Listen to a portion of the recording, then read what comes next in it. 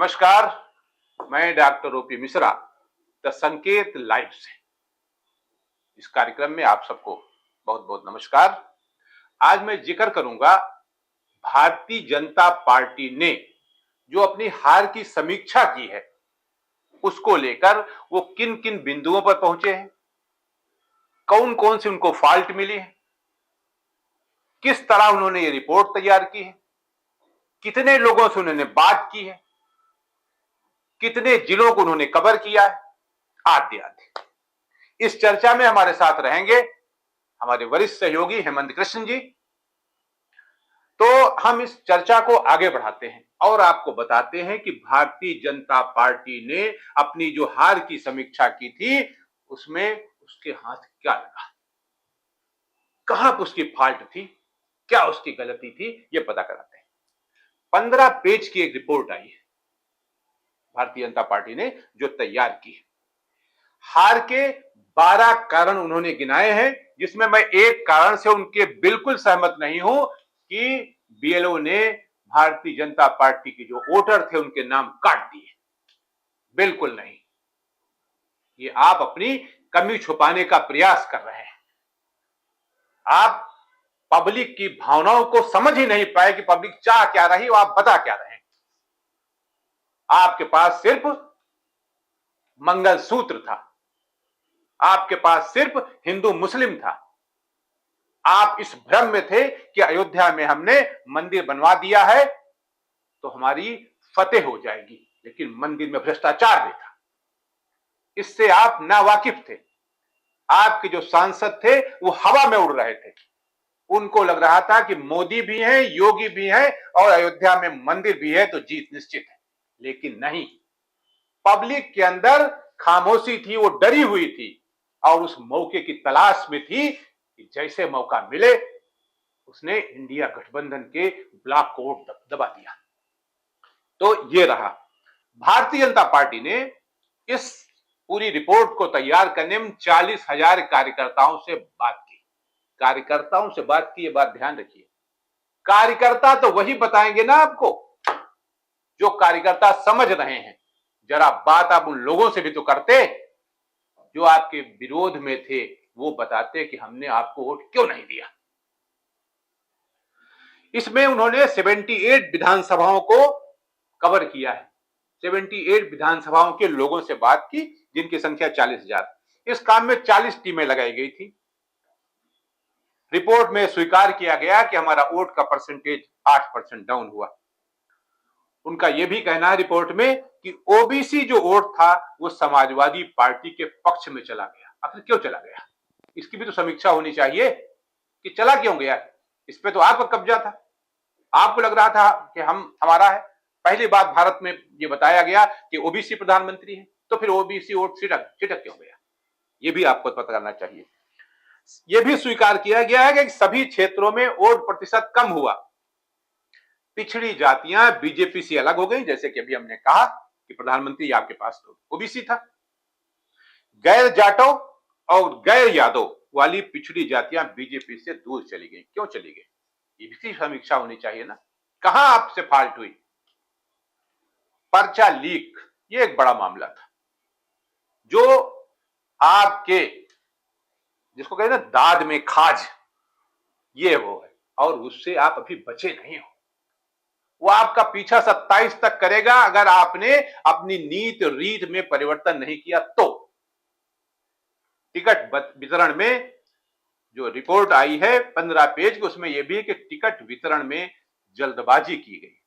मेरा यह कहना है इसमें कि जो राष्ट्रीय स्वयंसेवक संघ के प्रचारक गण हैं, उनके कार्यकर्ता गण हैं, उनके स्वयंसेवक हैं जो गांव गांव में रहते हैं, माइक्रो इंटीरियर में रहते हैं, उनकी रिपोर्ट नहीं सुनी गई, उनकी बात नहीं मानी गई और आपने टिकट, हम हैं तो दे दिया आपने टिकट जिसको चाहा आपने। समर्थकों के नाम मतदाता सूची जैसे भी हमने कहा, मैं इससे सहमत नहीं हूं। ठाकुर मतदाता साथ छोड़ गए, ये भी आपको पता करना होगा कि क्यों छोड़ गए। ये तो आपका वोट बैंक था। उत्तर प्रदेश के मुख्यमंत्री योगी आदित्यनाथ जी ठाकुर बिरादरी से आते हैं, बड़ा रुतबा है, बड़ा दबदबा है, ये आपसे क्यों दूर चला गया, इसकी भी समीक्षा करिए तो जरा। आपको पता तो लगे कि है क्या, रूट में क्या है। संविधान बदलने का मामला, भाई आप 400 की बात कर रहे थे ना कि 400 मिल जाए। आपके जो कई सांसद, जिसमें मैं फैजाबाद अयोध्या के जो सांसद हैं लल्लू सिंह जी, उन्होंने तो स्पष्ट कहा था मुझे 400 अगर सीटें मिल जाती हैं भारतीय जनता पार्टी को तो हम संविधान में परिवर्तन कर देंगे। तो भाई जब संविधान में परिवर्तन कर दो तो विपक्ष था इसको ले उड़ा, उसमें क्या गलती विपक्ष की।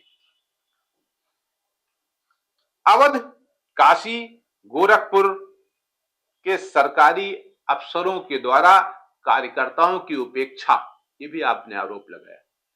भाई आप अपने कार्यकर्ताओं का कौन सा जेन्युइन काम करते हो? जब आप नहीं करते हो, आपके ऐसे ऐसे मंत्री हैं जिनके यहां भीड़ लगती है सुबह शाम, काम ढेला भर का नहीं होता है। जरा सर्वे तो करवा लीजिए आपको मालूम पड़ जाएगा। लेकिन चलता है, हजार लोगों से रोज मिल रहे हैं, बड़ी बड़ी बातें की जा रही, एप्लीकेशन पर एप्लीकेशन लिए जा रहे हैं, और बाद में तालाब में डुबो दी जाती है एप्लीकेशन, बोरम भर के। वीडियो है, आप देखना चाहो देख सकते हो, लेकिन दिखाना नहीं चाहते। कॉन्ट्रैक्ट की बात की, जो संविदा के आधार पर जो नौकरियां दी गई थी उसमें आरक्षण की अनदेखी की गई। ये भी एक काज लगाया गया है, एक बताया गया है। मैं कहता हूं इसमें भी पैसा लिया गया। ये जो संविदा की नौकरी थी 3 लाख रेट, एक नहीं 200 लोग बता देंगे। मैं इस चर्चा को आगे बढ़ाऊं, मैं आमंत्रित करता हूं हेमंत जी को, आइए जरा विस्तार से चर्चा करते हैं। मैं हेमंत कृष्ण, और आज मैं जवाब दूंगा डॉक्टर ओम प्रकाश मिश्रा जी के प्रश्नों का। जी, भारतीय जनता पार्टी ने जो 15 पेज की रिपोर्ट तैयार की है अपनी हार के कारण की समीक्षा के लिए, उसके बिंदुओं को आपने सुना होगा, समझा होगा और पढ़ा भी होगा। जी, आपको क्या लगता है? 15 पेज की जो रिपोर्ट आई है 12 कारणों को लेकर के, जी, ये तो चूचू का मुरब्बा है। ओहो, कार्यकर्ताओं में क्यों सर्वे करने गई है? बिल्कुल ठीक। तो सर्वे जो है वोटर में करना चाहिए था। हाँ, वोटर से सर्वे करते तो मालूम असली मामला निकल के आता।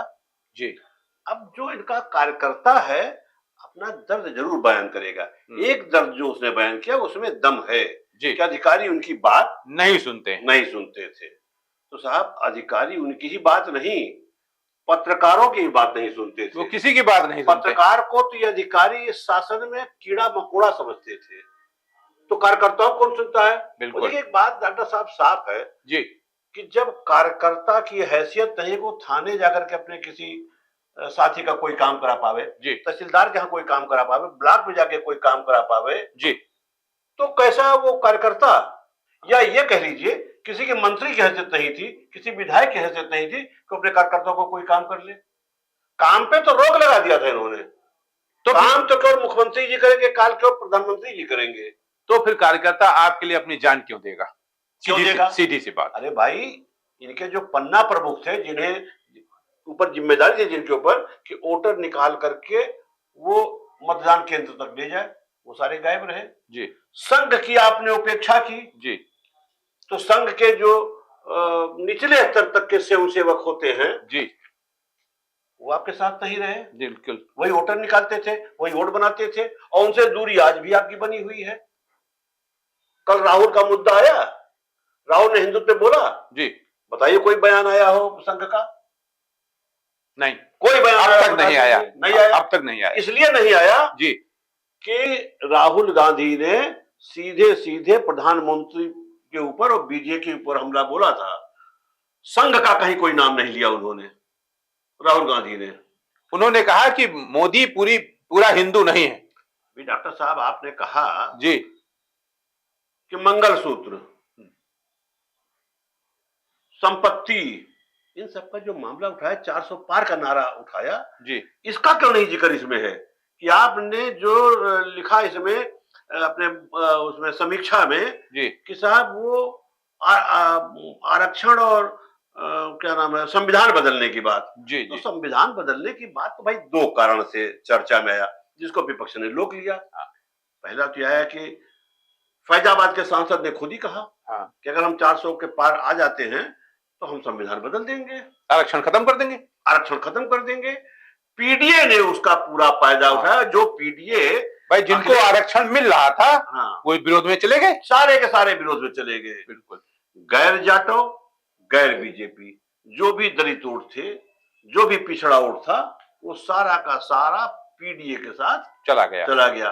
और पीडीए बड़ी सोची समझी रणनीति के तहत अखिलेश यादव ने बनाया था। उसका पूरा का पूरा फायदा उठाया, जिसका असर ये रहा कि केंद्र में तीसरे नंबर की पार्टी बढ़ करके आई है, समाजवादी पार्टी। और जैसा कि अभी आगे के चुनाव में जो विधानसभा के चुनाव होंगे, उसमें भी अखिलेश यादव कहना है कि वो महाराष्ट्र लड़ेंगे, वो गुजरात लड़ेंगे, वो उड़ीसा लड़ेंगे, तमाम जगह जहां जहां चुनाव होने हैं वहां पे वो लड़ेंगे। क्यों लड़ेंगे? क्योंकि वो राष्ट्रीय पार्टी बनना चाहते हैं। जो भी क्षेत्रीय पार्टी का तमगा लगा हुआ है वो राष्ट्रीय पर। तो एक बात मैं बता दूं जी, ये जो समीक्षा रिपोर्ट है जी, ये पूरी तरीके से मैं खारिज करता हूं जी, चुनाव हारने का जी। और ये तो खाली आपने ये भ्रम भरमाने के लिए, जनता को भरमाया। और आप ये साबित करना चाहते हैं कि कार्यकर्ताओं ने काम नहीं किया, अधिकारी आपके साथ नहीं रहे। इसका क्या संदेश जा रहा है? बिल्कुल, ये संदेश तो आपके 2027 में जी पड़ जाएगा। मेरा कहने का मतलब ये है कि विपक्ष हार करके भी जीत गया है और आप सरकार बना करके भी हार गए। ये है संदेश। इस संदेश को आप क्यों नहीं समझ रहे हैं? अरे आप बताइए, कल आपने देखा कि संसद में राहुल गांधी अकेले भारी पड़ गए। हाँ, बिल्कुल भारी पड़ गए, अकेले भारी पड़ गए, बिल्कुल। आपने कभी ऐसा देखा? मतलब बहुत ताज्जुब की बात है ये। आपने इतिहास में कभी देखा हो, संसदीय इतिहास में कभी देखा हो कि लोकसभा में विपक्ष का नेता बोल रहा हो तो रक्षा मंत्री, प्रधानमंत्री, गृह मंत्री सारे लोग खड़े हो गए हो और घुटनों के बल खड़े हो गया। बिल्कुल, प्रधानमंत्री 2 बार, रक्षा मंत्री 3 बार, गृह मंत्री 2 बार, संसदीय कार्य मंत्री, हर उनका जो एमपी था, मिनिस्टर था, वो कानून की किताब दिखा रहा था और लोकसभा अध्यक्ष को बता रहा था कि ये देखिए, इनको रोकिए। एक बात हमको संरक्षण दीजिए। एक बात आपने और देखा होगा जी, वहां पर ये तीनों नेता, प्रधानमंत्री, गृह मंत्री और रक्षा मंत्री, घुटनों के बल तो खड़े थे और घुटनों के बल तो खड़े हो गए थे लोकसभा अध्यक्ष तक जी, जो राहुल को समझा रहे थे। वो तो खुद पार्टी बन गए थे, जबकि लोकसभा अध्यक्ष सत्ता पक्ष प्रतिपक्ष दोनों में सामंजस्य बनाने की कोशिश करता है। हम जो की चर्चा कर रहे हैं भारतीय जनता पार्टी की, हाँ, नहीं समीक्षा की बात आप कर रहे हैं, तो मैं यही कहना चाहता हूं कि इनको अपना चाल चरित्र चेहरा बदलना पड़ेगा। इनको ये मानना पड़ेगा कि हम चुनाव हार गए हैं जी, और आगे जो है हमें अपने में बदलाव लाना है, लोगों से बातचीत कैसे करना है और सही कारण क्या है। तो ये बदलाव अभी प्रधानमंत्री से लेकर के राज्यों के मुख्यमंत्री जी तक में नहीं आया है। सब अभी उसी हवा में जा रहे हैं। तो आगे की चुनाव अगर इन्हें जीतना है तो इन्हें समीक्षा गत से करनी पड़ेगी, समीक्षा दोबारा भी करनी पड़ेगी। इस समीक्षा से कुछ होने जाने वाला नहीं है। इस समय हमारे साथ श्री अरविंद मिश्र जी हैं, वरिष्ठ पत्रकार हैं। आज मैं इनसे चर्चा करूंगा, राहुल गांधी जी ने जो कल भाषण दिया था लोकसभा में नेता प्रतिपक्ष की हैसियत से, हिंदुत्व की बात, हिंदू की बात को लेके उन्होंने कहा था कि भारतीय जनता पार्टी और प्रधानमंत्री मोदी हिंदुओं के ठेकेदार नहीं। पूरा हिंदू ये नहीं, हिंदू हम भी हैं, हिंदू हमारे साथी भी हैं, हिंदू इंडिया गठबंधन के साथी भी हैं। लेकिन भारतीय जनता पार्टी ने उसको किस तरह हवा देना शुरू किया है कि आज लोग जगह जगह लगा रहे हैं, गर्व से कहो हम हिंदू हैं। उसी विषय को मैं आज अरविंद जी से चर्चा कर रहा हूं कि राहुल गांधी जी ने जो हिंदू या हिंदुत्व की बात कही थी, उसे आप किस नजरिए से देख रहे हैं? जी, बहुत धन्यवाद आपको, आपने मुझे आमंत्रित किया बोलने के लिए। प्रश्न ये उठता है, कल सदन में जिस तरीके से चर्चा हो रही थी, लोकसभा की कार्यवाही चल रही थी, सबने देखा, सीधा प्रसारण देखा लोगों ने, और ये भी आप लोगों को मालूम होगा, लोकसभा की कार्यवाही चाहे विधानसभा की कार्यवाही होती है, एक एक चीज बात वहां नोट की जाती है, लिखा पढ़ी भी होती है और सीधा प्रसारण होता है। क्या कहा क्या नहीं कहा ये सबके सामने है। रही बात गुमराह करने की बात, घुमाने की बात, भ्रमित करने की बात, हो सकती है। राहुल जी ने जो बात कही हिंदुत्व के बारे में, उन्होंने ये कहा कि भारतीय जनता पार्टी, नरेंद्र मोदी जी हिंदू नहीं हो सकती। उन्होंने हिंदुओं के लिए नहीं कहा है बात। और जिस तरीके से पेश किया जा रहा, कल से लेके आज तक चर्चाएं हो रही है, गर्व से कहो हिंदू है, ठीक है, हिंदू कहना अच्छी बात है, लेकिन किसी को अगर नेता प्रतिपक्ष अपनी बात सदन में नहीं कहेगा तो कहां पे कहेगा। नेता सदन की ड्यूटी बनती है, उसकी मॉरल ड्यूटी है कि जनता की भावनाओं की कदर करते हुए जनता की बात को हम अच्छे ढंग से वहां पे आवाज उठावें। जी, आप ये बताइए कि आप हिंदू हैं या नहीं? नहीं, बिल्कुल हिंदू, इस पर किसी प्रकार संशय नहीं है। लेकिन उन्होंने हिंदू के नाम पर बात नहीं की कि सारे हिंदू ऐसे हैं और हिंदुओं के नाम पर कतई कार्रवाई देखी जा सकती है। हिंदुओं के विषय में कतई नहीं कहा। उन्होंने कहा केवल भारतीय जनता पार्टी ठेकेदार नहीं हो सकती हिंदू के लिए, और हिंदू के विषय पे जो कहा वो स्पष्ट कहा है उन्होंने। राहुल गांधी जी के भाषण को, की व्यापकता को, उनकी सीरियसनेस को, उनकी गंभीरता को आप किस दृष्टि से देख रहे हैं? देखिए, इस समय आपने अच्छा सवाल किया। राहुल गांधी इस समय वास्तव में एक मंझे हुए नेता के तरीके से, चाहे यो कह लीजिए कि संख्या बल के आधार पर अब की बार नेता प्रतिपक्ष के पद के रूप में जो आसीन हुए हैं, एक अच्छी भूमिका निभा रहे हैं।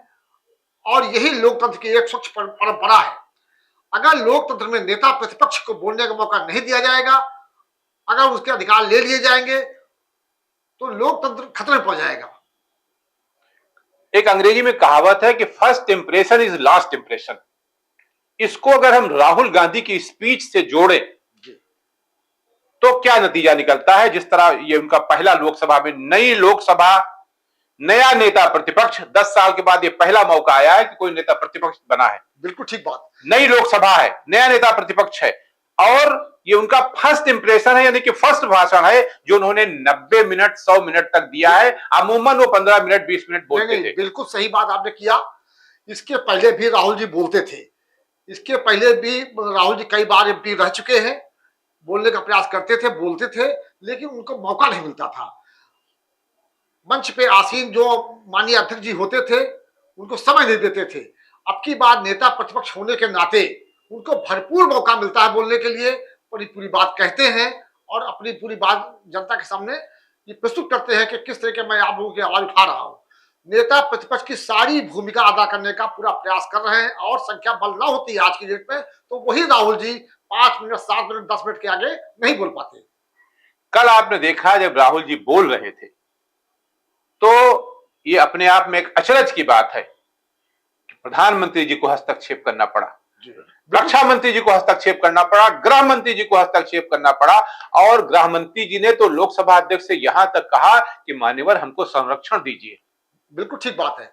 राहुल जी ने कल जिस तरीके से प्रस्तुतिकरण किया लोकसभा के अंदर, सारे मुद्दे एक एक करके, चाहे मणिपुर का कांड हो, चाहे अयोध्या जी का कांड हो, चाहे अग्निवीर साथियों का कार्य हो, सबके बारे में जो चर्चा किया, एक एक बिंदु पर उन्होंने चर्चा किया और बोलने के लिए मजबूर कर दे। प्रधानमंत्री जी को हो, चाहे गृह मंत्री जी को, चाहे रक्षा मंत्री जी को हो, 3 बार 2 बार 3 बार खड़ा होना पड़ा सफाई देने के लिए कि ऐसा नहीं। यहां तक कि रक्षा मंत्री जी ने यहां तक कहा कि अग्निवीर का कोई व्यक्ति, कोई जवान शहीद होता है तो उसको करोड़ रुपया दिया जाता है। क्या ये सही है? राहुल जी जो भाषण कर रहे थे, मुझे ये लगता है कि उन्होंने, उनके ऊपर यह आरोप भी है कि उन्होंने राष्ट्रपति के अभिभाषण पर जो चर्चा होनी चाहिए उसको उन्होंने राष्ट्रपति के अभिभाषण के रूप में नहीं लिया, बल्कि अन्य बातों को जोड़ा। इसको आप किस संदर्भ में ले रहे हैं? ठीक बात आपने किया। राहुल जी ने राष्ट्रपति के अभिभाषण पे जो बात कही उसी को जोड़ते हुए उन्होंने बात कही। जब उन्होंने कहा मेरी सरकार ने किया, मेरी सरकार ने, उन्होंने मणिपुर कांड जैसे था, क्या मणिपुर कांड में उन्होंने कई बार, नेता प्रतिपक्ष नहीं थे, उसमें पद नहीं था उनके पास, तब भी उन्होंने कई बार चिट्ठी लिखा माननीय प्रधानमंत्री जी को कि मणिपुर आपको जाना चाहिए। क्या भारतवर्ष का राज्य का अंग नहीं है? आपको जाना चाहिए, वहां नहीं गए।